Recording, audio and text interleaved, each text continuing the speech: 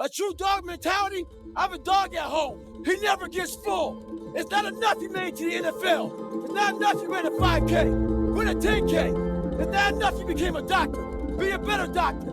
It's not enough you lost 50 pounds. Go out there and do something with it. Guess what? It's 109 out here, but guess what? It's not enough. Stay hard. The world ain't all sunshine and rainbows. It's a very mean and nasty place, and I don't care how tough you are, it will beat you to your knees and keep you there permanently if you let it. You, me, or nobody is gonna hit as hard as life. But it ain't about how hard you hit. It's about how hard you can get hit and keep moving forward. How much you can take and keep moving forward. That's how winning is done. Now, if you know what you're worth, now go out and get what you're worth. But you gotta be willing to take the hits and not pointing fingers saying you ain't where you wanna be because of him or her or anybody. Cowards do that, and that ain't you. You're better than that. So never give up. Without commitment, you'll never start. But more importantly, without consistency, you'll never finish. It's not easy. If it was easy, there'd be no Kerry Washington. If it was easy, there'd be no Taraji Henson, P. Henson. If it were easy, there'd be no Octavia Spencer. But not only that, if it were easy, there'd be no Viola Davis. If it were easy, there'd be no Michael T. Williamson, no Stephen McKinley Henderson, no Russell Hornsby. If it were easy, there'd be no Denzel Washington. So, keep working, keep striving, never give up, fall down 7 times, get up 8. Ease is a greater threat to progress than hardship.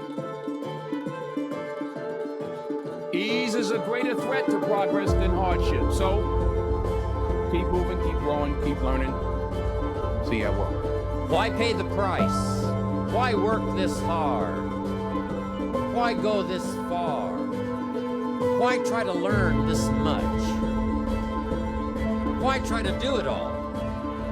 Why try to see it all? Why try to have it all?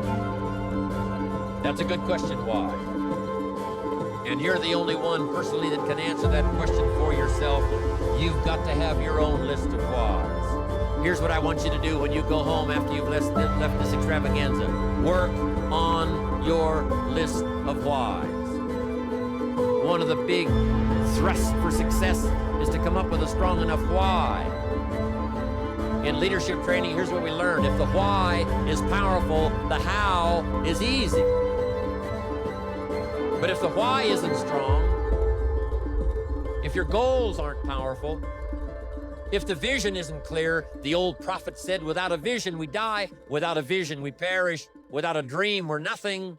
Still waiting for a big smile out of you. You're up 2-0. What's the story? Are you not happy, or you're only half happy, or? Still to be happy about. You're up 2-0. The job's not finished. Job finished? No, I don't think so. The permanent result comes from you I say it all the time, you have to suffer. You have to make that a tattoo on your fucking brain so when that hard time comes again, you don't forget it. You may forget it for a second, but you can go back in the cookie jar, I call it. It's something that we've all endured. Damn, man, what the hell are you doing? This guy will knock you on your ass. Come on, Rock, it's not a game. You want to live in the hospital for 5 weeks this time? You thought I was tough? This jump will kill you. All right. Come on, get your head on your shoulders, man. Think about the fight, Clubber Lang's in here, he's trying to hurt you, Rock. He's trying to hurt you. Okay, here he comes. Jab, he's jabbing. He's hooking. Damn, Rock, come on. What's the matter with you? Tomorrow.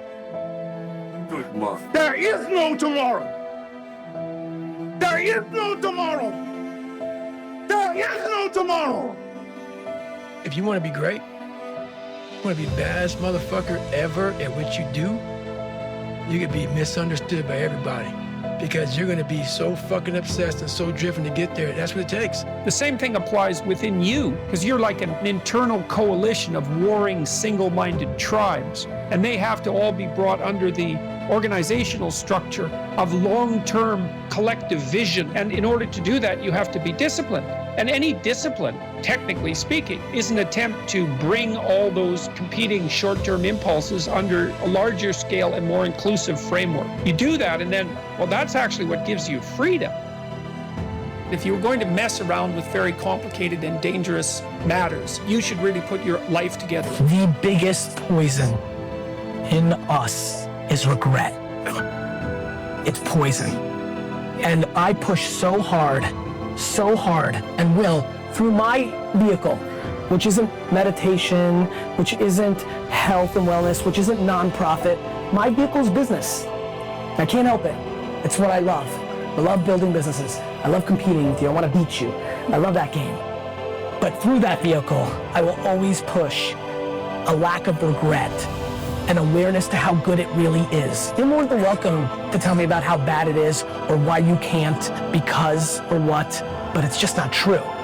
Because if anybody ever did it, then you can too. Stop making excuses. Stop complaining. Nobody's listening. They may pretend they're listening. The market doesn't care. What you need to do is make one person happy, you. Then you can make everybody else happy. You know why I like making people happy? Because I'm already happy. I think that a lot of people don't understand that it's all of the challenges and struggles that's going to make them, it's either going to make or break them. I don't read studies very often, but I was sent a study about stress from somebody. It's probably the best study I ever read, and it's talked about the placebo effect of stress. And it said that they took some of the most stressed people in the world, CEOs, etc., and the ones who believed that stress was really bad for them were dying earlier because of the cortisol inside of their blood. And they said stress would be bad for them, they were having heart attacks. But the ones who believed that stress was good for them and it made them perform, I perform under pressure, stress is good for me, they were living longer. So the same drug inside of their blood, how they framed it inside of their mind had different effects on their body. So from that point onwards, even though I already thought this way, I knew I was the right way. I knew it was the right way to think innately because I've done pretty good in life that way, but this confirmed it. Every time I feel stressed or under pressure, I get excited. I hate to not be stressed. I wake up and I'm like, everything's fucked, good, yes. Like, that's just how I am, right?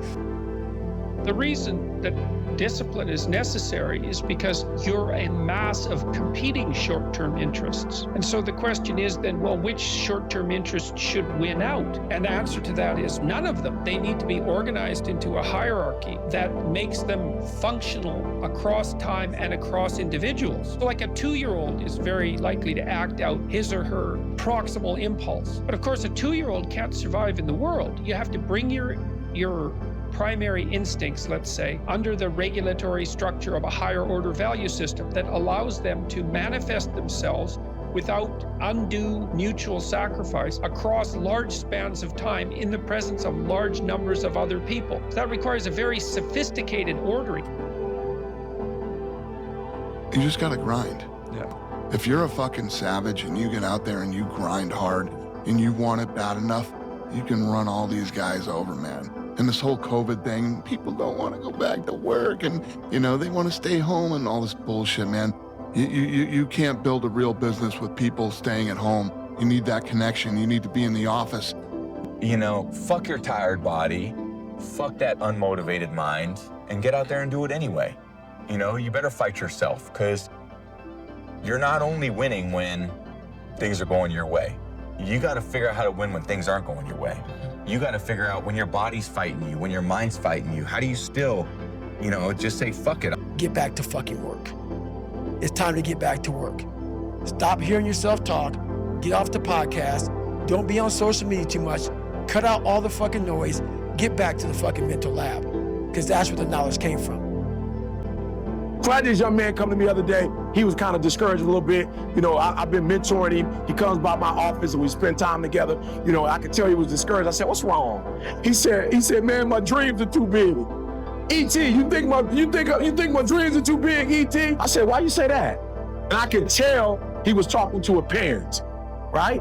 or he was talking to a mentor, right? Whoever he was talking to, you know, I understood what they were trying to say, but I said to him, absolutely not. There is no dream that's too big. There is nothing that you could think of in your head that you can't do. I said, but here's the problem though, right? They shouldn't have told you that, right? How many of you guys believe in this room that if you dream it, that if you think of it in your mind, that you actually have the ability someday to make whatever you see in your mind become a reality? Let me see your hands.